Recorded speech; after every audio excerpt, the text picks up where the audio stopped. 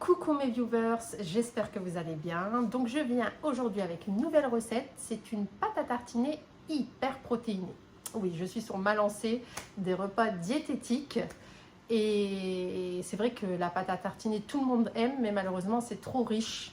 Elle est trop riche quoi, au niveau des calories, au niveau du gras, du sucre et tout ça. Donc moi j'ai voulu faire une super pâte à tartiner. Je l'ai goûtée, elle est très bonne. Et elle est riche en protéines, en lipides et très peu de glucides.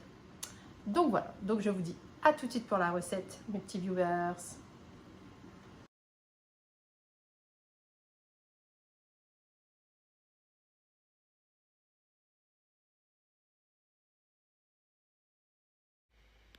Alors nous allons commencer par préchauffer le four à 200 degrés.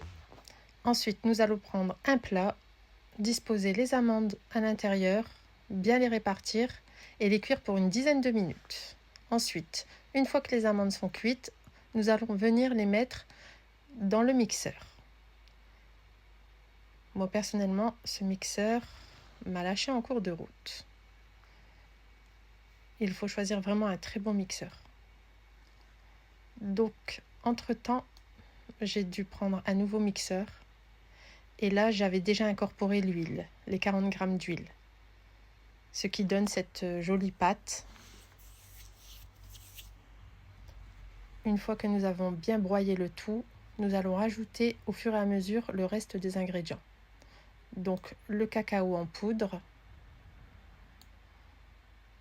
l'érythritol et la protéine, la poudre de protéines, chocolat, beurre de cacahuète. Personnellement, j'ai eu beaucoup de misère avec ce mixeur également.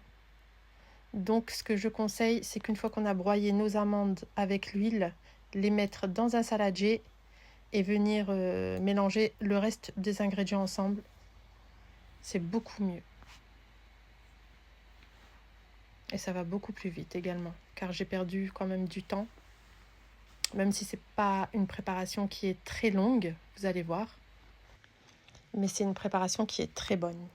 En tout cas, j'espère qu'elle va vous plaire. Par sa simplicité, sa rapidité et son goût. C'est ce qu'on cherche.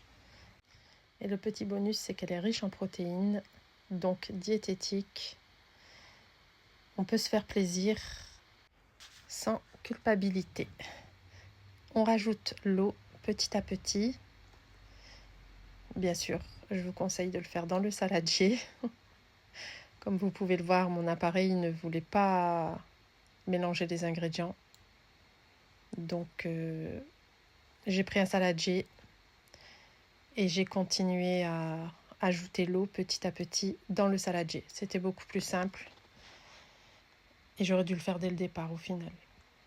Mais je vais investir un petit broyeur.